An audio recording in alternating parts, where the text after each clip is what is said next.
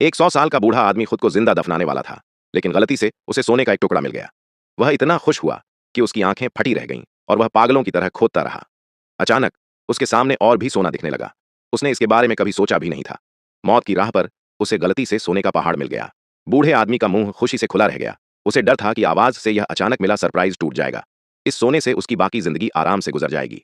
लेकिन किसे पता था, यह सोना उसे एक ऐसी खाई में खींच लेगा जिसका कोई अंत नहीं था। बूढ़ा आदमी सारा सोना लेकर शहर की ओर निकल पड़ा। वह एक नई जिंदगी शुरू करने के लिए तैयार था। लेकिन किस्मत की बेरहमी फिर सामने आ गई।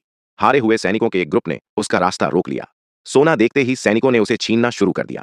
हालांकि बूढ़ा आदमी बहुत गुस्से में था, लेकिन इतने सारे सैनिकों के सामने वह सिर्फ अपनी सांस रोक सकता था। उसे हैरानी इस बात की हुई कि सैनिक इतने बेरहम थे। उन्होंने न सिर्फ उसका सोना छीना, बल्कि उसके प्यारे पिल्ले को भी नहीं छोड़ा। इससे बूढ़ा आदमी पूरी तरह से गुस्से में आ गया। जो सैनिक अभी बूढ़े आदमी पर हंस रहा था, अगले ही सेकंड में उसके सिर में गोली लग गई। दूसरा सैनिक अभी कुछ समझ भी नहीं पाया था। बूढ़े आदमी ने उसे भी पीछे से चाकू मार दिया। शोर सुनकर सैनिकों ने बंदूकें उठाईं और पागलों की तरह गोलियां चलाने लगे। लेकिन गोलियां उनके ही साथियों को लग गईं। 1 मिनट से भी कम समय में सभी सैनिकों को मौत मिल गई। हालांकि उसने बहुत सारे सैनिकों को मार दिया था, लेकिन खतरा टला नहीं था, क्योंकि दूर से टैंकों की जोरदार आवाज आ रही थी। वह घबरा गया और भाग गया। जिस दिशा में बूढ़ा आदमी भागा, उस तरफ अफसर ने उसका पीछा नहीं किया, क्योंकि उसे पता था कि आगे वह माइनफील्ड था जो उन्होंने बिछाया था।